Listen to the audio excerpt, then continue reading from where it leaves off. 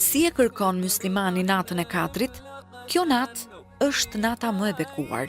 Personi që e humb atë, vërtet ka humbur një të mirë të madhe, e nuk ka mundësi ta humb atë, vetë se i ndaluari prej saj. Për këtë shkak, kërkohet nga muslimani i cili përpiqet t'i bindet Allahut që ta kalojë atë natë në adhurim dhe kërkim të shpërblimit të madh të saj. Nëse ai e bën këtë, atij i falen të gjitha mëkatet e mëparshme.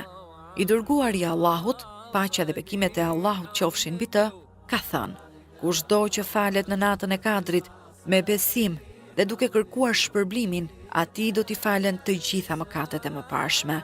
Buhariu dhe Muslimi. Po ashtu në këtë natë duhet të shtohen lutjet. Aisha, Allahu qoftë i kënaqur prej saj, transmeton se e ka pyetur profetin, paqja dhe bekimet e Allahut qofshin mbi të: o i dërguari i Allahut, sikur unë ta dija se cila është nata e Kadrit, si të lutesha në të? Ai i tha: thuaj: o Allah, ti e falës dhe do faljen, pra më fal mua. Tirmidhiu dhe Ibn Maxhe. Vëlla, Allahu të dhënë të mira dhe të mundësoft në bindjen ndaj tij.